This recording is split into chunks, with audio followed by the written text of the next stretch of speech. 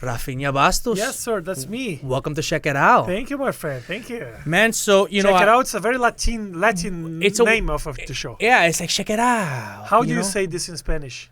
Mírate. Mira esto. Mira esto, okay. You speak Portuguese, Spanish, and English. Yes, sir. Anything else? And I speak the language of love. I bet you do. And we're going to get to that later. I'm going to get us both in trouble. Me with a workmate and you with your girlfriend. Okay. So I've been exposed to you. I've been at the Improv a few times. You said you're being exposed like you didn't want to. Like a virus. I was trying to run away. No. I came away from your stand-up like a virus. But I really got to know you, and I think a lot of people got to know you on the Joe Rogan podcast. Yeah. So what's cool about you is that you are, I mean... It's safe to say you are the pioneer of Brazilian stand-up comedy. Yeah. Stand-up comedy didn't exist in Brazil really past 10 years ago. It didn't. 15 years ago, actually. We started to do, it was me and another like 4 or 5 guys. There was some people doing in Rio. There was like 3 people doing in Rio and us like 3 or 4 doing in São Paulo. So it was like the first kind of a seed of the whole thing. Right. We didn't have stand-up. The comedy that we had was the impersonators and the characters and very much like much of Latin America, but I'm Cuban. Yeah. There was stand-up comedians in Cuba. There was? Well, because I guess How because long ago?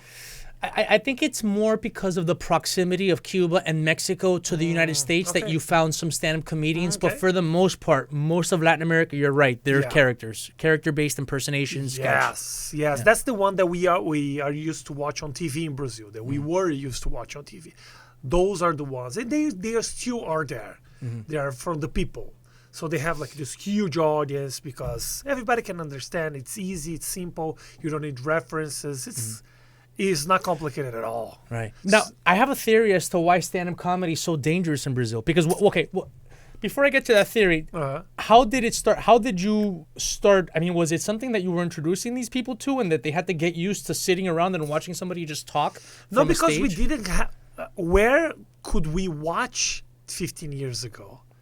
Remember that YouTube is from 2005. Right. So we didn't have YouTube when we started. Because we started like at the end of 2003, beginning of 2004.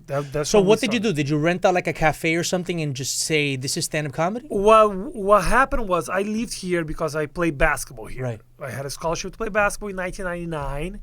And I had a chance to know those people doing stand-up comedy. So that's when I was my first contact with stand-up comedy. So when I went back to Brazil, I moved from Porto Alegre, which is my city, is a city in the south, and I went to live in São Paulo, which is the big city. So I met some comedians there because I was doing already comedy on the internet. That's how I started. I started to do like parodies and videos. That's what I was doing at the time. So I met some comedians that they were already doing like characters on stage. And I kind of told them, this is what I do. And they were like, yeah, I know what you're talking about. I saw one day, I read something, or I read a book about it. There's this book of this woman called Judy Carter. Yeah. She writes book about stand-up. And some of my friends already they read the book. So everybody had some kind of a little connection with stand-up, yet everybody wanted to do it, but nobody was doing it. So we started doing it, and we started to do in like a BDSM club. How do you do stand-up comedy in a BDSM club? Because, by the way... You do a joke and you suck a cock. That's because I've... and this might be jumping to... Your girlfriend, as a journalist, has covered much of these worlds, okay? Yes. Which makes sense that you're doing comedy at a BDSM club. Yes. And Vivi Tomasi, who's one of our prized hosts here and producers at LATV, she does stories there. You guys didn't meet at a BDSM club, did you? No, we didn't. Okay. We didn't. She wasn't doing a story on a dominatrix and find you in the corner doing stand-up comedy. There and having fun. But as someone who's been to like a BDSM club out of curiosity back in the day, when I used to do more drugs, how do you do stand-up comedy on the stage? What, is somebody getting spanked in the corner and they stop to watch you make a joke? The club was there wasn't BDSM happening while the show was happening. So there was one day that day, like on a Tuesday. That's how they do it. Like in Brazil, we didn't have like a place to do comedy. So we had to do is like go to bars and stuff. And there's still this type of thing happen here in LA, like bars that every Wednesday they have comedy. But you guys did every Tuesday at a BDSM club. Yeah. So there was the racks and the places where people get tied up on the side, and you guys in a stage and a regular vanilla crowd in the middle, trying to pay attention to your jokes, but maybe with like looking pictures around of huge dicks in the my goodness. on the walls. Okay, that's hilarious. Yeah, that was our first club. How did you find that BDSM club, my friend? Were you there the week before at a party? They invited my friend to do a show there. Okay. They wanted to do a show there, and he used to have characters and everything else. So, but he decided to finally do this stand-up comedy that we were talking about for some time. By the way, let's get back to stand-up comedy in a second, but I'm actually kind of surprised there'd be a BDSM club in Brazil, and I'll tell you why. Being Cuban and from Miami, there's not a lot of BDSM in Caribbean and Latino culture, because I think that especially Caribbeans and Brazil's, especially wherever there's African blood, is Caribbean. Brazil is part of that. Colombia, Venezuela, Cuba, they're so primal in their sexuality. They're so in the butts and that they don't need. I think that BDSM is for white people and Asians, people that are so cold and calculated that they need to be like whipped and chained to be moved enough to be like turned on. And there's a lot of violence in Latin America, so you don't need to bring it into the belly. Club. So how was there a BDSM club? It was for the white Brazilians, right? I don't remember. Let's be honest. Most of the people at the BDSM club in Brazil were the white Brazilians. People have some weird fetishes, man. I have weird fetishes too. You do? But mine aren't weird. No. I should rephrase this. Now I'm curious. What is your fetish? I honestly think that butts were made for spanking. And that's not a fetish. I don't think so either. That's why I didn't say. I had to rephrase it. I don't think my fetishes are weird. No, it's not weird. So just like. Do you think big butts are made for spanking? For spanking. Either way, both. Like you can be spanking. Just we can't spank each other at the same time. It's one has to take a turn and then the other. I think. Do you like when they slap you as well? Not slap. Because slap, you're saying don't touch my face. His face. You slap his face. But like if I'm having sex and the woman is like going psh, psh, I'm like, oh yeah. I have a very high tolerance for pain. The other fetish, and this might be the other fetish that I have. I don't think this is weird. I think that women's feet are pretty. Like you want a woman to have pretty feet. Don't you think so? I don't care about it. I think there's more important things. But there's butts, there's But feet. like, do you actually, if you are like going out with someone, right? Are you like waiting to see how her feet looks like? No. Or is this if she had like a shitty feet? No. Would you not go out with her anymore? No. Because no. For me, the first thing is the face. Okay. A face, it doesn't matter what. It's almost like I will forgive the rest of the body if it's a pretty face. To me, that's the number one, because you're looking in a face most of the time. You're making love. Okay, she weighs 600 pounds, but with a cute face. Okay, now you're pushing. Okay, there's a sliding scale. There's a sliding scale. Okay. You have to combine the two. Okay. I think that pretty feet are actually rare. You think what is a pretty feet? I don't even, like if you look. I don't even know. I wouldn't even acknowledge or know what's a beautiful feet. I don't know. If you look at a girl's feet and all you see is her feet, and you're like, those feet belong to a pretty girl, those are pretty feet. If you look at somebody's feet and they show you a picture of a girl's feet, and you're like, okay, those feet look like they could belong to some football player guy, those are not pretty feet. But you know what? I work in advertisement for some time. Right.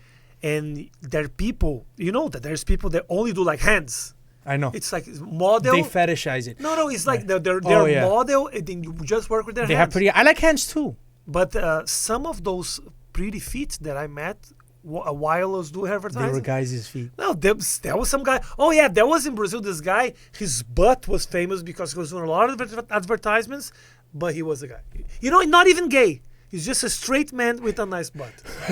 Getting a lot of money. This is hilarious. By the way, we are starting off this podcast. The people up here are going to be like, oh my God, this is an advertiser friendly. Don't worry. This is going to be the non-advertiser friendly episode because you're Brazilian and we go there. Okay. So just to wrap up this thing that, like, first of all, I find beauty in most women. I'm the kind of guy, like right now, there might be some like ultra sex positive feminists, because there's feminists that are sex positive. You know what sex positive is? It's like you think sex is good, but then there's feminists and people that think sex is, they're almost puritanical. They don't objectify, no objectify me. I all you want. I believe in the beauty of people, and when it comes to women, I actually find most women attractive. Like I will find the beauty in a woman that maybe other people don't find attractive. You're lying, but okay, it's okay. No, it's that I am accepting. It's okay. I'm accepting. So you have high standards for beauty. No, I don't. It's not that I have high standards.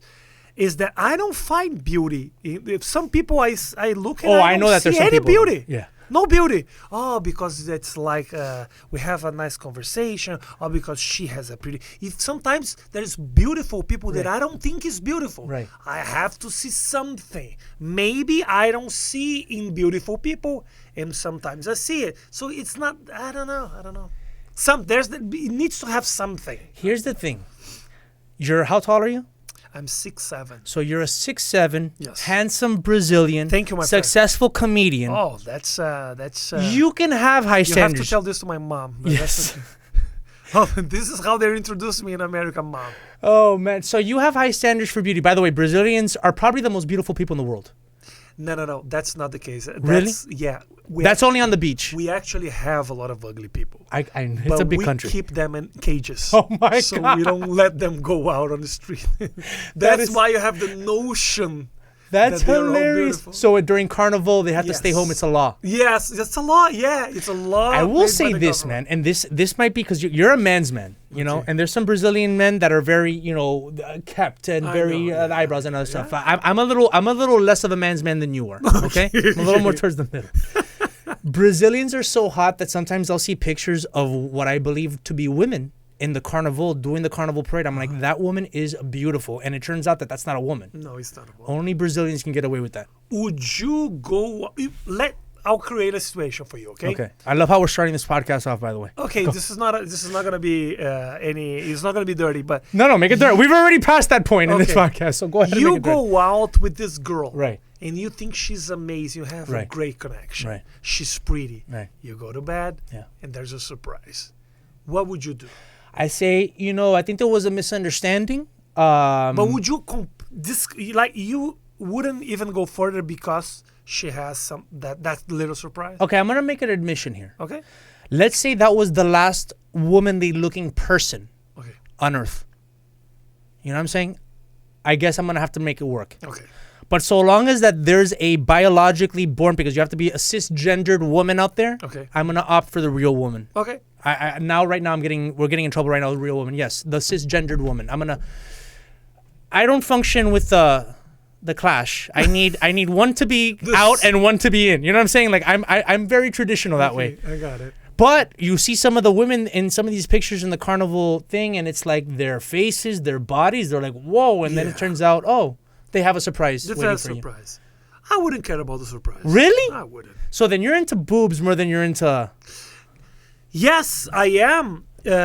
What I'm saying is there's options. Wait, you wouldn't care? Okay, now you're lying. I wouldn't. Now you're lying. No, I'm not. I don't. Why would I lie? This is playing against myself. You would go out with a girl that you found out wasn't entirely a girl just because you liked everything surrounding No. I'm creating a specific scenario where I didn't know about it. If I knew about it, I think I wouldn't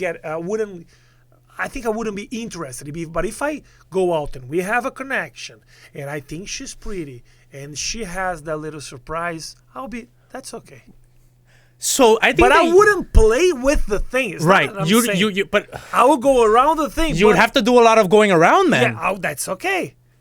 I would just be a little embarrassed if her thing would be bigger than mine. That is the biggest thing. Honestly, that would be the biggest thing. That would be a little embarrassing, but you know what? That's okay. Rafinha, you Brazilians. All right, let's circle back right now. Okay, so right now the social media manager and the people that watch this are going to be like, but that was for them. That was because I wanted to. I never go to those places, but I don't know why. I felt comfortable with you. No, I feel very comfortable with you. That's okay. So you're amazing. Which doesn't mean that if you have the surprise. So, no, that's. If I was a woman, you'd probably date me. Let's be honest. I'd shave. I look like my mom. I look like my mom. So going back to the stand-up, obviously just hearing your now, but also hearing you on your stand-up, your Joe Rogan podcast, you really don't have anywhere that you won't go in terms of your stand-up. You'll talk about anything. No. How was that in Brazil? So when you and your friends started doing stand-up in Brazil, you have a lot of edgy jokes. You go after people. Yeah. You say things that, might make people offended or uptight about it. How did you maneuver through that? And what was the first response that you got from crowds in Brazil? In Brazil? In Brazil. In Brazil. The first thing was, I was one of the pioneers of doing stand-up. So everybody was connected to what I was doing because I was doing something different. I was pushing the line and the barrier and the frontier of comedy in Brazil. So everybody was, people were not criticizing me because of the things that I was saying, because I was doing theaters, Right. Clubs, bars. That's when I start to get this following. It was only on YouTube. Things start to get a little messy when I went to TV. And then I was doing open TV. That's why people don't think about it right here. The people that are getting in trouble are the ones that are famous. Because when you're only gonna get mad at someone if that person makes some kind of a noise. If people are listening to that person. Right. If you're just doing like small clubs and comedy clubs, you're not causing that. You're not getting people's attention. So when I got famous and I went to TV and I started to do show for like 2,000 people, that's when I became a little vulnerable. But I was still doing the same things that I was doing when I started. You know what? Show business give you like a card. It's something like, they give you a card. Oh, we are going to give you this chance. That's what show business does with you. But when they give you this card, it means you're going to have to adapt. So everything that I built when I started wasn't thinking about adapting my content or my jokes. But when I got famous, it's like the show business was asking me to adapt to the game. And I think I wasn't able, I wasn't successful doing it, and I didn't even want to do it. But I decided to get the card. I got the card. They gave me the card and I got the card. So I accepted the opportunity instead of just building my thing over the web and on theaters. I decided to go to TV. I became famous, known like in gas stations and supermarkets. Was this a sitcom or was this a stand-up comedy that you did on TV? I used to do a few TV shows in Brazil, and one of them that they got more famous was called CQC. This is a show that was happening in Chile, in Israel and Italy. There was a lot of those shows. We had like different versions. The Argentina, he started in Argentina and went to Brazil. And I was like the host of the show. So he was huge in Brazil for quite some time. And then I do a journalism show. So I did a lot of different things.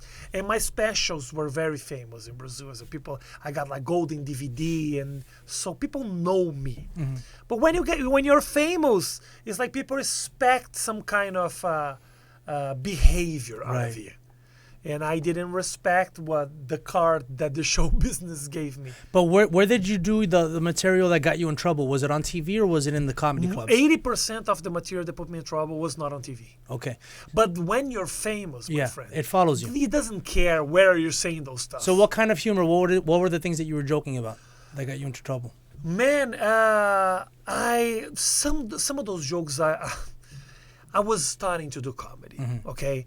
There's people here that do stand-up for 40 years, 50 years. We are doing stand-up in Brazil for 15. So I got in trouble when I was doing for like 5 or 6. So a lot of those jokes, I wouldn't do it today. Like rape jokes, some jokes that I'm not even proud of, that I wouldn't do now that I am more mature. It's not because of the maturity, it's because I write better. I can write better. So I can make I can write something smarter. I was just pushing boundaries when I first started. But this joke that put me in trouble was this one. That put me in a lot of trouble. That I got this lawsuit. And what was the lawsuit about? Are you allowed to say? No, yeah, I can say. I don't know how to say this in English, but it's like injuria, defamation. Defamation, right. Defamation, is that a So word? were you speaking about a particular person? Yes. Were they a celebrity? Yes. See, in the United States that would be allowed, but I guess in Brazil you made a joke about somebody and They're not used to stand-up comedians. They are not. Okay, so I have a theory about You why... have the First Amendment here, which you... Are you allowed to say who you were making fun of? No, yeah, he's a singer called Vanessa Camargo. She's very the thing is, it's not because she's famous. Her father is a very famous singer, cousin. It's all her And what did you say family. about her, if you don't mind? No, she was pregnant. Oh, yeah. Yeah. And you said you would have sex with her and the baby. That's what I was saying. That's okay. That's a dark and disrespectful joke, but it's still a joke. It's just a Of course, joke. you don't mean that you're gonna do that. Do you think I have... Of course do not. you think my dick is that big No. that I could... I could do both? It's not. Of course not. And so here, that's hilarious. Well, you are 6'7", my friend. No, Don't wait. undersell yourself.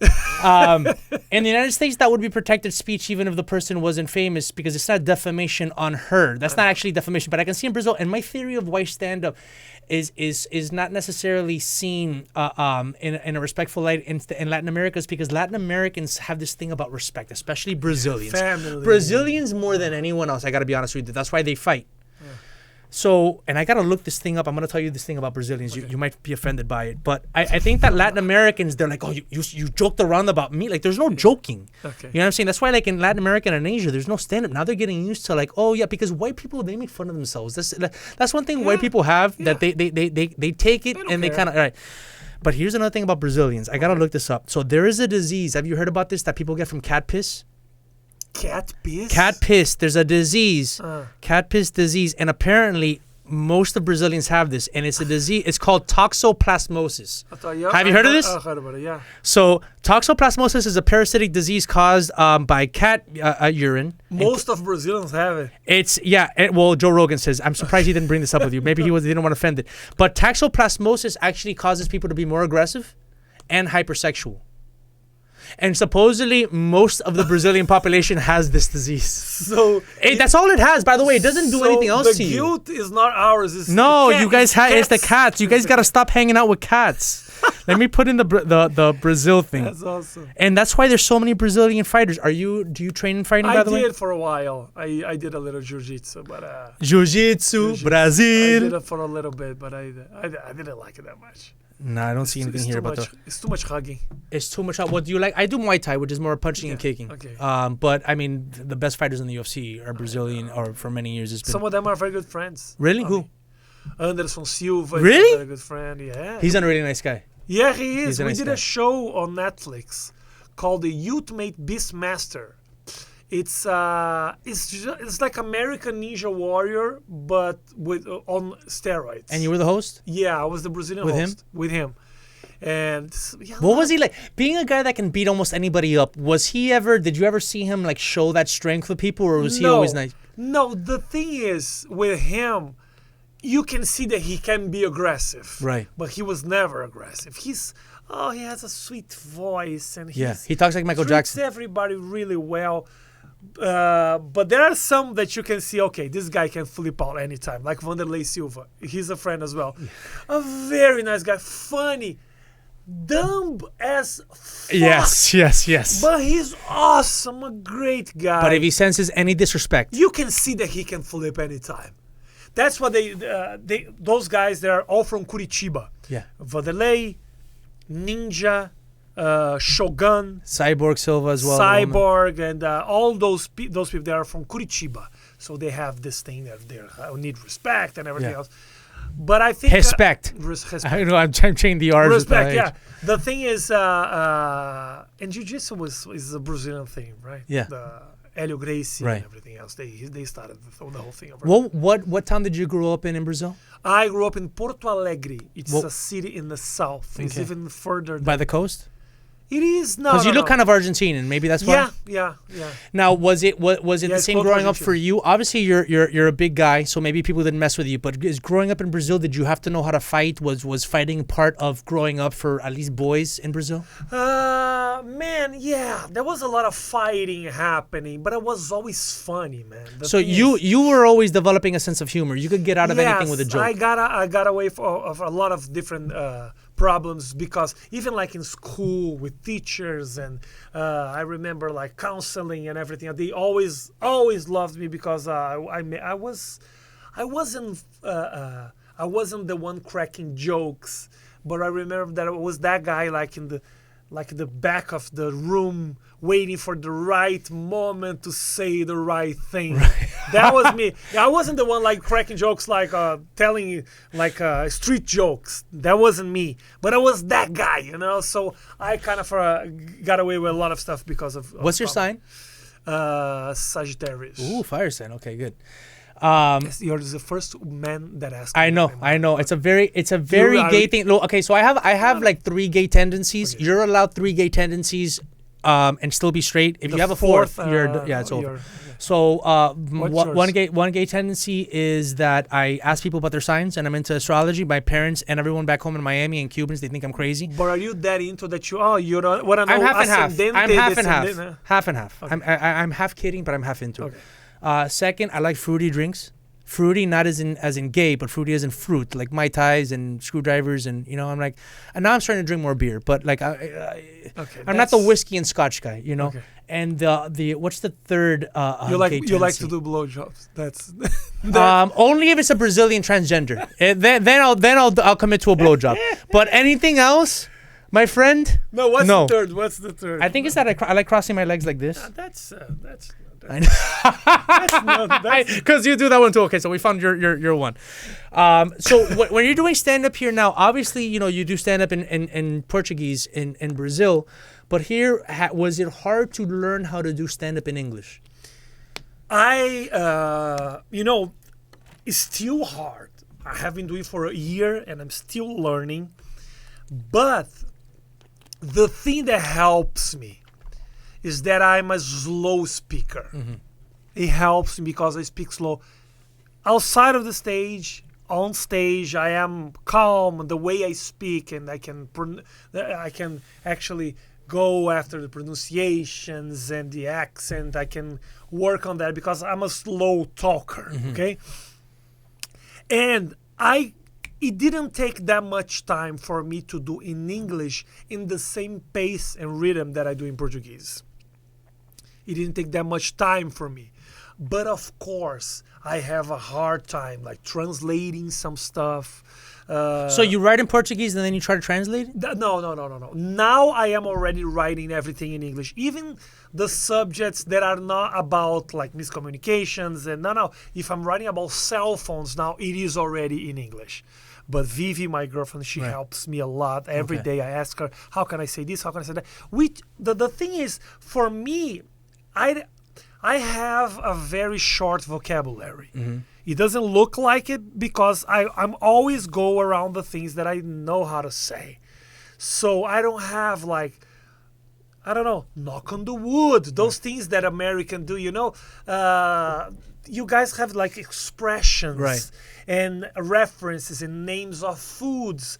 The references that I need to use on a bit, and I have to look for it. Like she teach me about pork chops. So I don't know what is a pork chop. So then it was funny to use in a joke because the word is funnier than I was using Doritos, but pork chops are funnier. Those little options that you have to make when you're writing, sometimes I feel that I'm missing something. So but the fact that you're missing it actually lends itself to the humor. Yeah. Because just you describing pork chops right now sounding funny, I'm realizing how funny pork chops sound like. Yeah, pork chops is a funny word, but I don't know what's a funny word for you guys. I'm just like sensing that, I don't know,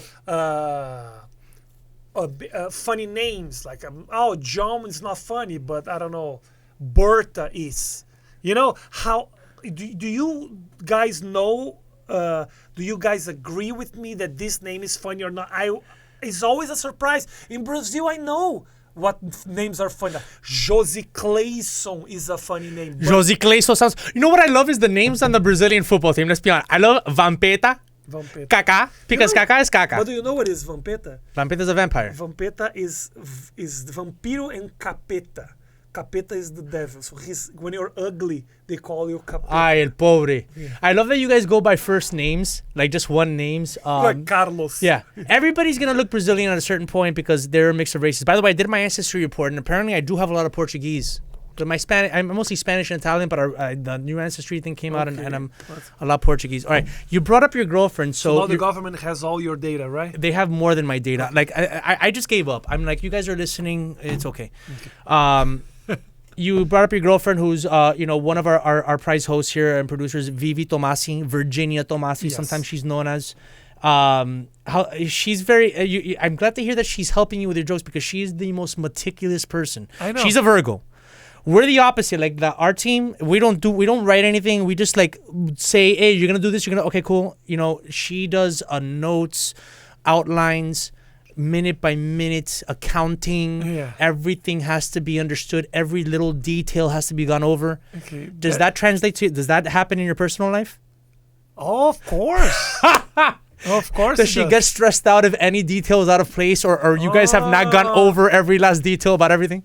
At the end, she's very meticulous about everything, and she's it's love. You don't. Okay, can I say something? Maybe in the future this is gonna bother me, but not now. Not now. Can I say something? This is out of respect. I'm changing all the R's with the H's. Out of respect as a Brazilian, so don't take this the wrong way. But this is gonna hark back to our conversation earlier in the day. Okay. And I know she doesn't mind about this because she's, when we were talking about the foot thing. Okay, your girlfriend actually has the prettiest feet in the world. Does? Haven't you seen them? No, I don't care. Take a look at them the next time. You're gonna be like, you know what? Humberto was right. Humberto. That's why she did a segment about foot fetishes. I don't know if I'm happy because she has a beautiful or because I noticed it. Or I'm kind of confused that you noticed. No, because she did a segment on foot. It got deleted from YouTube. Oh, yeah. It got deleted. So, that's how beautiful her feet is. No, she did a segment of a model that men pay her, not pay Vivi, the model that she was covering, to worship her feet. And then Vivi went, ask Vivi to show you. Vivi has a prettier feet than the woman. Totally. Damn it, she's losing money with this thing. Totally. She should be doing this. Listen, you wouldn't care. Look, they wouldn't touch any other part of her. I wouldn't care. The foot is, you don't even care about the foot. So I don't care. So anything above the foot, you're going to beat the hell out of that guy. Of course. But anything below the foot for $200 an hour. What? Of course. You could make a commission off of this too by just allowing it to happen. Be like, look, I'm good with this, but I need 15% off the top. I thought this was just an interview, but we are creating business here. That's awesome. Going back, and thank you, Vivi, for having a great sense of humor. And she does have a sense of humor, unless she's going over details of something, and then she doesn't have a sense of humor. Unless it's in a meeting. Yes. Meetings are very interesting. I'm always halfway checked out, so she's like all in, so I'm not even noticing. When people tell me things here, things go in one ear out the other. Like, look, how do you organize your life? As a comedian, you must be very disorganized. I am. Okay. I can't work with other people. I found out that because I used to work on a TV station and I used to do journalism in Brazil, and it was very difficult for me to do all the work that I had to do. My attention is very. I have a limited attention. It's just like I lose. I can't listen long stories. Right. To go to the movie for me is very difficult because like 2 hours of the same story. I'm like, wow, man, that would be already like 4 episodes of a series. So it's difficult, man. And I'm trying to get try to live this a little bit on a. I don't want to be like all the time on my cell phone anymore. You see people like that here in LA. They're just on their cell phone the entire time. It's annoying. But we are. But you're on you've gotten over. I have this joke that I say on stage that I'm so addicted. I don't know if you're gonna identify with me, but have you ever sat on the toilet and spent so much time messing with your phone that you couldn't remember if you took a or not? That's me, man.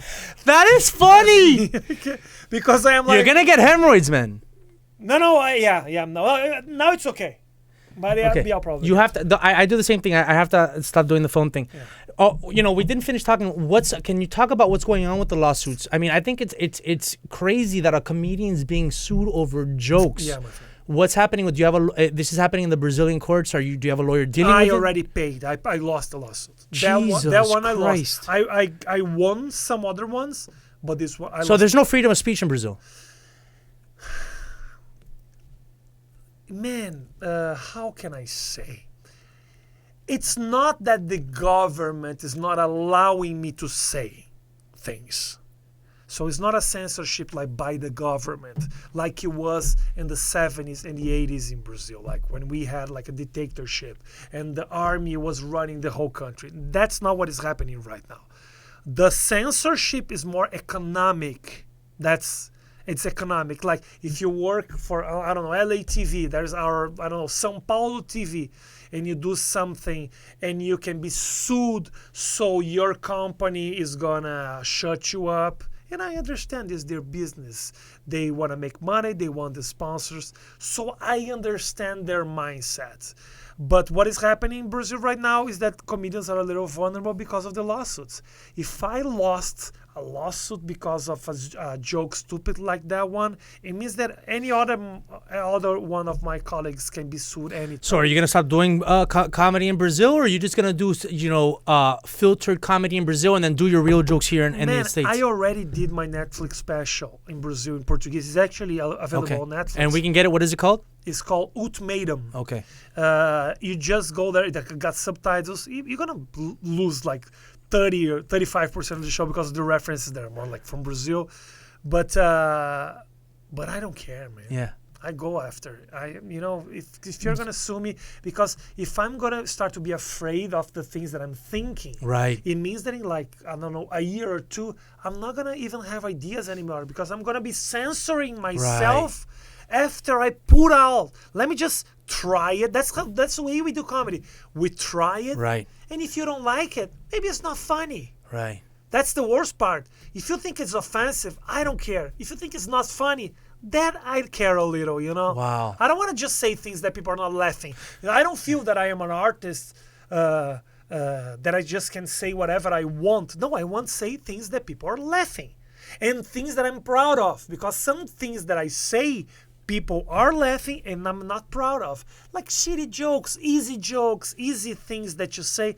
I want to be proud of the things that I'm writing, and I want people to have fun with me. That's actually something that a lot of comedians are going through here in the United States. While comedians are not being sued in the United States because we do have really strong freedom of speech laws, they're being censored by networks or audiences or people. Oh, you're being too offensive. So what you're saying about not censoring what you're thinking, or go ahead, let's put the jokes out there and let the audience decide whether it's funny or not. Yes. And that's a very, very interesting thing. But it's very surprising. It was a huge surprise for me how sensitive people are here in this country. But it's been like the past, it's like the past 5 years that has picked up. And you're also in California and Los Angeles. You go to the Midwest. I don't know if you've toured the Midwest, but people are less sensitive there. I did some shows outside of LA. But I think that I think that you've accomplished a lot because there are not a lot of foreign comedians. In the United States making it and performing at the Improv and the Comedy Store and that the foreign comedians are the ones that was already speaking English. Do you know Kev Adams? Yeah, exactly. Do you know Kev Adams? He's French. He's been at the Improv as well, but it's hard. And he's coming. He's a big star in France, but he wants to make it here. I know Gad. Okay. Gad Emale. Ah, yes. It's the big one. Yeah. Is the big comedian. So what you're performing, where can people catch you here in LA? At the Improv? I do a lot of shows at the Improv, at the Laugh Factory. I do the West Side Comedy Theater. I do a lot of different clubs. I always post on my social media. And I have my Instagram in English now, which is at Rafi Comedy. Right. RAFI Comedy. I love how you guys do the R and the F. That's and that's the difficult part. Like I have this Rafi Comedy in English, which has like 30,000 people follow me. But on my Brazilian one, there's like 1.5 million people. So how can I build an audience here in America? But I think that's you're doing what I want. But you know that now they're looking for more different voices, outside voices, foreigners, and I think that you position yourself at the top. So keep doing what you're doing, and I keep standing up for the jokes. Before we wrap up, I do want to ask you, what do you think about the new Brazilian president? Can you explain him to us? What's his name? Did you know that our last president, Lula? Lula is in jail. You know that, right? Today, our last president called Michel Temer was arrested. Today. That's this day. Wait. Not the president that's the president now. No. The one now the one is before Lula. The one before. After Lula was Dilma, a woman. Yeah. And then Dilma was impeached. So then this guy called Michel Temer was our president for And he had her arrested? The previous? He was arrested today. Who got arrested? The previous? Before Bolsonaro. Okay. Before the guy that's president now? Yes. Wow. He was arrested today, man. Why? For corruption? Because of corruption, yeah. They are saying that he was like controlling a big scheme of corruption. But they're saying that the new Brazilian president, the guy that Bolsonaro, is like Trump. They're calling him. It is. In what ways? Very right wing, very connected to the Catholic Church, and against abortion, and you know. But is it that Brazil? But at the same time, the guy is all for freedom of speech, Right. which is good. So got a good side as well. Do you think that is because Brazil went too far to the left in the past 10, 15 years, Yeah. and the country decided now? And not only that, like the left was our big hope. And then they were all involved in scandals and corruption. So people are believing the left so much, and they feel that they were betrayed. This is what I love about comedians, is that comedians don't adhere to any side. I don't get To let one side do all your thinking for you, because when you go too far to the left, then people Yeah. are like, oh, look how corrupt, and then they go all the way to the right. Then they're all the way to the right, and they're like, Yeah. oh. So it's interesting what's happening in Brazil. Yeah. It's interesting. And I think that I was a little lefty for some time. So was I. I was a big Obama voter, a big Obama. Now, I've always been a registered independent. But as someone who believes in free expression and free thinking, I can't join a team. Okay, yeah. I don't want to be part of a team, because then you have to defend that team every time that team is Yeah. wrong. Oh, yeah. And I can't do that. You're right. Or you start criticizing your own team, which is what I've been doing, honestly, the past couple of years. I've been kind of critical of the left. And then people think you're a traitor. Do you think that the sensitivity kind of grew in America because you guys were like had a left for a long time? Well, there's two sensitivities. The right-wing sensitivity is that you're un-American, that you're unpatriotic, that you don't believe in God. So it's very evangelical Christian. Okay. And they don't want to be. So 10, 15 years ago, the fight against free speech was happening from the right. If you criticized the war in Iraq, you were being un-American, you wanted to be shut up. Okay. So right-wingers were infringing on people's free speech when it came to anything they thought was un-American. Okay. The left has a different war on free speech, and that's that you're offending people they believe are victims or oppressed. Okay. And so I believe that any side is going to limit free speech that criticizes them or the things that they hold value. Okay. So I don't think that the fight on freedom of speech is inherent to the left or the right. I think they both have their different versions of it. But the middle, the reasonable person that knows you have to take a little bit of each side, those are the people that can handle. So I can handle a criticism of the right or the left because I don't adhere to the right or the left. Okay. I think of myself as kind of in the middle. You know? Yeah, but the left one is a little more annoying. Lately, yes. Yeah, you Yes. know, it's like, at least the right believes in church and the country. Yeah. The left is defending so many different things. I right know. now. The transgender, the woman, the man, the it's like you can say nothing. No, and they start eating themselves. And that's why a lot of people are kind of like leaving this progressive left thing, because it's okay, fine. The white man is the person we need to hate. But then when you get rid of that guy, okay, it's white women that we need to hate now. Okay, Yeah. you get rid of them. Yeah. It's black men that you need to. yeah. It's all straight people. Okay, you get rid of them. And so it's like. You know what's crazy? I always consider myself a little more to the left, okay? And when I did those jokes, people thought that I was Hitler. Right. That's how they see you. Yeah. Because you think you're free to make fun of people and Right. everything else. So people are always try to put you in this Box. box. Yeah. And at the same time, I don't think it's our duty to run away from those boxes. Just feel free and say what you think is funny. That's the thing. I think we're going to end it on that note. Listen, no one's ever going to fit you in a box because you're a 6'7" Brazilian and they don't make sense. Huge box. Listen, I really thank you for making it here, Thank man. you, It's my been a friend. pleasure. Pleasure mine. I asked to do it. I asked to do it. No, I feel honored. I saw you or said it. I feel honored. That's I feel honored great. because, and when I saw that you on the Joe Rogan podcast, I'm happy to have you on. Thank you, my You're going to have LATV's support. After you do some more tours in Brazil, I want you to come back and tell us how stand-up comedy is evolving in Brazil because of you and your friends. Thanks, man. All right, man. Thanks for being on Check It Out. Thank you very much, my friend. Rafinha Thank you. Bastos. Thank Check it you. out. Awesome, man. That's That was perfect, great, man.